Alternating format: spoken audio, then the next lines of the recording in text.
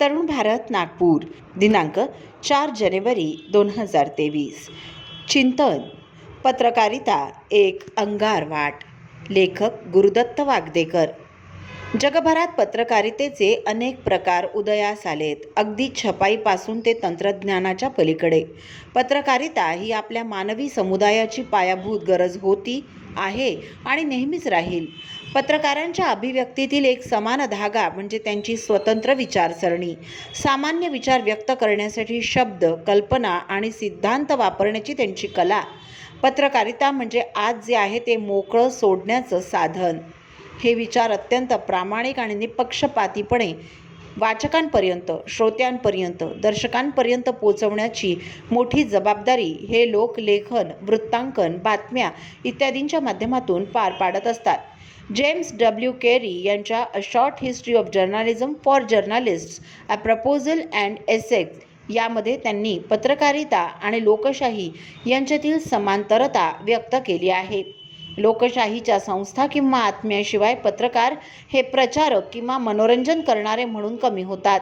लोकशाहीची आवड पत्रकारांना जनतेसोबत असणं आवश्यक आहे, कारण त्या परस्परांना संस्थात्मक संस्था आहेत. लोकशाहीशिवाय पत्रकारितेला तरणोपाय नाही. गेल्या काही वर्षात पत्रकारितेत अनेक बदल झाले आहेत.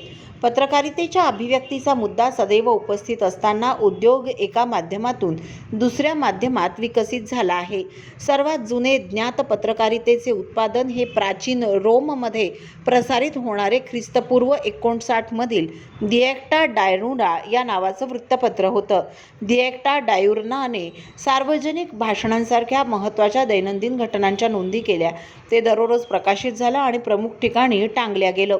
चीनमध्ये तांग राजाच्या काळात बाओ म्हणजे रिपोर्ट या नावाचं न्यायालयीन परिपत्रक सरकारी अधिकाऱ्यांना जारी करण्यात आलं होतं. हे राजपत्र 1911 पर्यंत किंग राजघराण्याच्या अंतापर्यंत कमी अधिक प्रमाणात आणि विविध नावांनी प्रसिद्ध झालं. जर्मन शहरांमध्ये आणि अँटवर्पमध्ये 1609च्या सुमारास पहिलं नियमितपणे प्रकाशित होणारं साप्ताहिक वृत्तपत्र प्रकाशित झालं. 1622 मध्ये पहिलं इंग्रजी वृत्तपत्र साप्ताहिक प्रकाशित झालं. पहिल्या दैनिक वर्तमानपत्रांपैकी एक द डेली कॉरंट 1702 मध्ये प्रकाशित झालं. 1960 मध्ये बेंजामिन फ्रँकलिनपासून अमेरिकन पत्रकारितेचा जन्म झाला.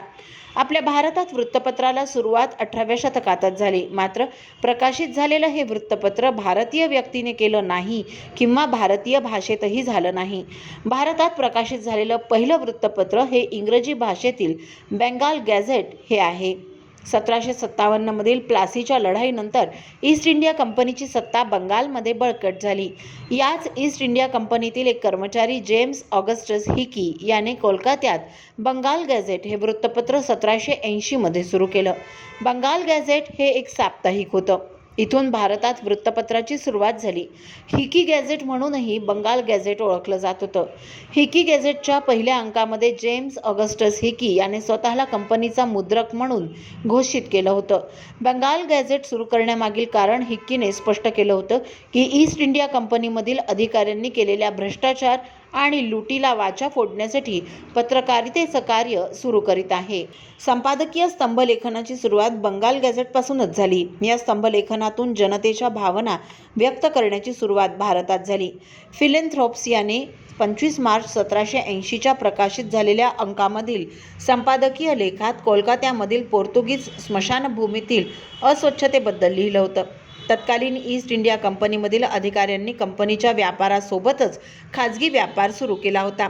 सोबत भ्रष्टाचार आणि लूटही चालूच होती.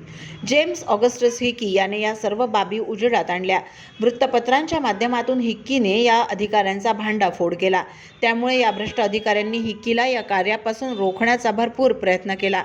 जेम्स ऑगस्टस हिकी हा खरोखरच एक हाडाचा पत्रकार होता. त्या काळात त्याने खूप मोठी हिंमत दाखवली होती.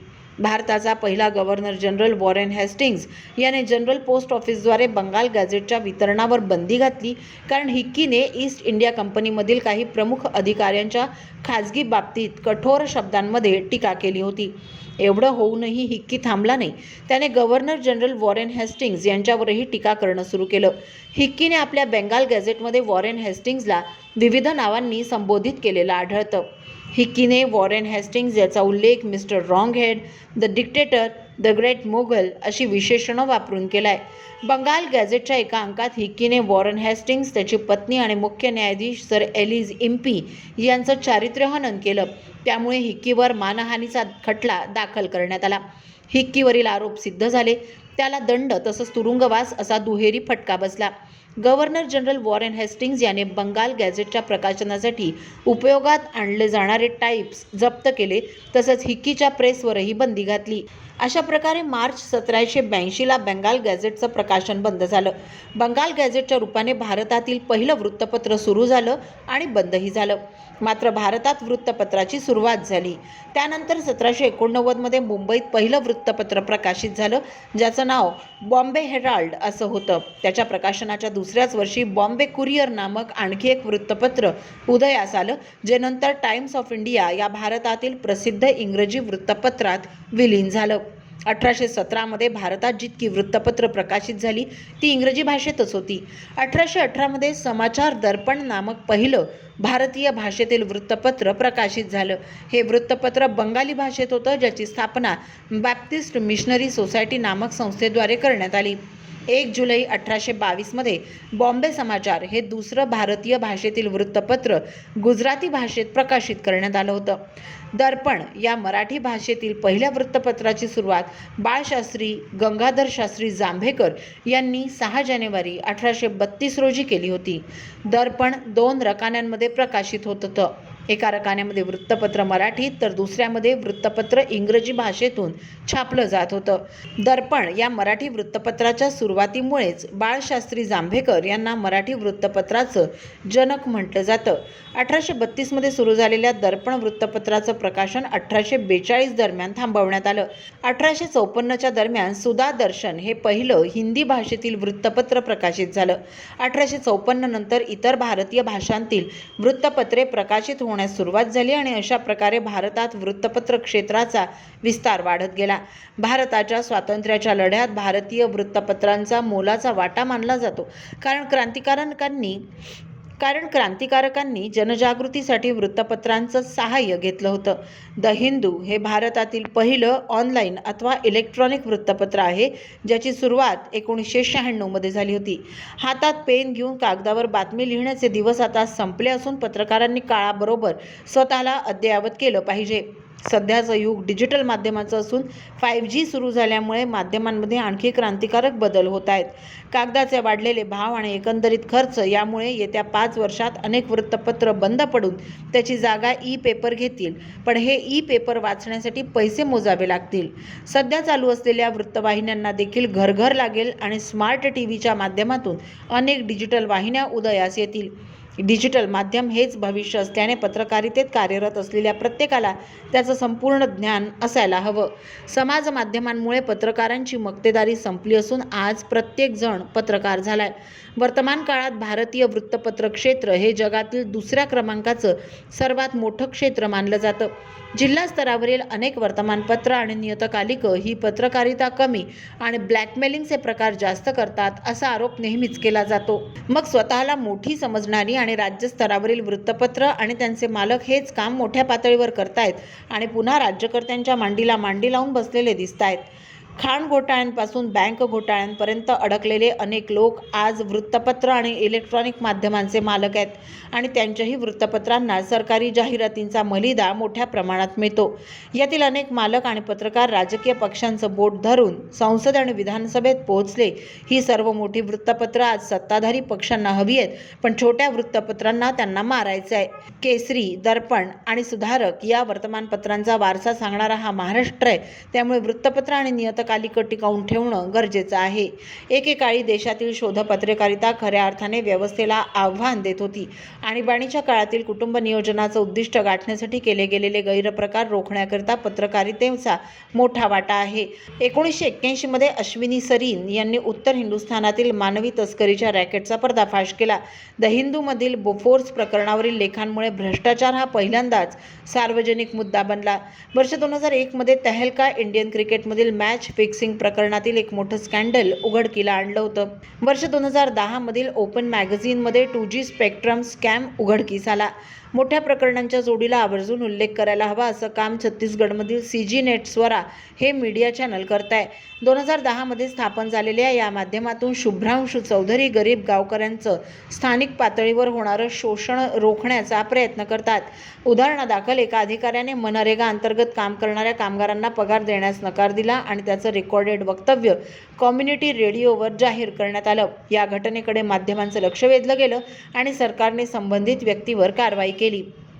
कमिटी टू प्रोटेक्ट जर्नलिस्ट म्हणजे CPJ अतिशय काळजीपूर्वक आणि सूक्ष्म पद्धतीने चौकशी करून पत्रकारितेमुळे मारल्या गेलेल्या जगभरातील पत्रकारांची यादी बनवली आहे. या यादीत 1992 पासूनच्या 1350 पत्रकारांचा समावेश आहे. त्यापैकी 50 पत्रकार भारतीय आहेत. त्याच वर्षी जगभरातील पत्रकारांच्या हत्येबद्दल माहिती जमवण्यास एका सामाजिक संस्थेने सुरुवात केली. ही संस्था न्यूयॉर्कमध्ये 1981 मध्ये स्थापन झाली असून जगभरातील पत्रकारांना धोका आणि सुडापासून वाचवणं या कामासाठी ते कार्य करतात. भारतात 1992 पासून मारल्या गेलेल्या 50 पत्रकारांपैकी 35 जण हे बातमी किंवा भाष्य केल्याने अगर करण्यापासून रोखण्यासाठी मारले गेले, तर उरलेल्या 15 जणांना नेमून दिलेलं धोकादायक काम करताना किंवा युद्ध आणि इतर ठिकाणी होत असलेल्या गोळीबारात आपला जीव गमवावा लागला. साधना साप्ताहिकाचे सन्माननीय संपादक म्हणून डॉ. दाभोळकरांचा समावेश अशा मारल्या गेलेल्या पत्रकारांमध्ये होतो. बहुसंख्य पत्रकार राजकारण आणि भ्रष्टाचार या विषयांचं वार्तांकन किंवा शोध पत्रकारिता करीत होते. त्याचबरोबर जातीयवादी राजकारण आणि सामाजिक ध्रुवीकरणामुळे भारतभरातील परिस्थिती अतिशय गंभीर बनत असल्याचं CPJचा अहवाल निर्देशित करतो. मे 2004 ते 2014 या काळात संपूर्ण भारतातून 10 पत्रकार मारले गेले, परंतु पुढच्या 4 वर्षातच 12 पत्रकार मारले गेलेत. या मारल्या गेलेल्या पत्रकारांमध्ये दुर्गम भागातील कसलंच संरक्षण नसलेले स्थानिक पत्रकारच नाहीत, तर जातीयवादाविरोधात लिहिणारे किंवा भ्रष्टाचार उघडकीस आणणारे मोठमोठ्या वृत्तसंस्थांमधील पत्रकार देखील बळी पडले. यावरून आपल्या व्यवस्थेमध्ये पत्रकारांची हत्या सर्वसामान्य बाब होते असंही स्पष्ट होतं. या कमिटीचा एक विशेष अहवाल हे देखील दाखवतोय की मारले गेलेले बरेचसे पत्रकार छोट्या शहरातील होते. मोठ्या शहरात आणि मोठ्या संस्थेत काम करणाऱ्या सहकाऱ्यांपेक्षा त्यांच्या जीवाला अधिक धोका होता. या सहकाऱ्यांपैकी निम्मे तर नियमितपणे भ्रष्टाचारावर लिहित होते. थोडक्यात मीडियातील सहकाऱ्यांमध्ये आपसात ऐक्यभाव नसणं यामुळे देखील त्यांचे धोके वाढतायत.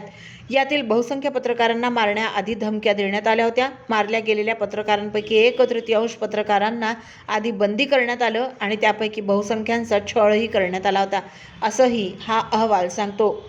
छळ म्हणजे त्यांच्या सहकाऱ्यांसाठी थरकाप उडवणारा संदेशच होता. पत्रकारांच्या मृत्यूला कारणीभूत असणारे आणि त्यांच्या विरोधात हिंसाचार पसरवणारे खूनी आणि हल्लेखोर यांना कोणतीही शिक्षा होताना दिसत नाही, ही सर्वात धक्कादायक गोष्ट आहे. गेल्या दशकात जगभरात जवळजवळ 324 पत्रकारांचे खून झाले आणि यातील 85% प्रकरणातील गुन्हेगारांना शिक्षा झालेल्या नाहीत. ज्यांना हिंसाचाराद्वारे प्रसिद्धी माध्यमांवर बंधनं आणि नियंत्रणं आणावयाची आहेत, त्यांना जणू उत्तेजित करण्यासाठीच हा संदेश आहे, असं CPJच्या अहवालात नोंदवलंय. वर्ष 2018च्या सूचीत कायमचे शिक्षामुक्त देश म्हणून 14 देशांची नोंद झाली. या 14 देशांमध्ये मागील दशकभरात झालेल्या पत्रकारांच्या खुनांतील 82% खटल्यात कोणताही निर्णय झालेला नाही. लोकशाहीचा चौथा स्तंभ असलेली 200 वर्षांची भारतीय पत्रकारिता संपूर्ण जगभर आपला आब राखून आहे. पण तिला सर्वात जास्त अधिकार, सर्वाधिक स्वातंत्र्य केवळ लोकशाही व्यवस्थेतच आहेत. लोकांनी लोकांसाठी चालवलेल्या राज्यात सत्तेवर असणारे लोक आणि त्यांना सत्तेपर्यंत पोहोचवणारे लोक यांच्यामधला दुवा असणारी पत्रकारिता, पारदर्शकता या एकमेव कसोटीवर खरी उतरायला हवी.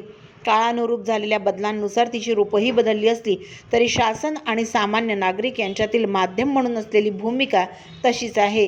जिथे पत्रकारितेचा विषय येतो तिथे नागरिकांना जागृत करण्याची, त्यांच्या हक्कांसाठी आपल्या व्यवसायाचा विधायक वापर सामान्य लोकांसाठी करणं ही माध्यमांची जबाबदारी अधोरेखित होते. खरं तर कोणत्याही देशाचं कौशल्य, सामर्थ्य आणि तरुण पिढीला दिशा देण्याचं काम करणारा हा चौथा स्तंभ सर्वार्थाने जगण्याची आणि जगवण्याची गरज आहे.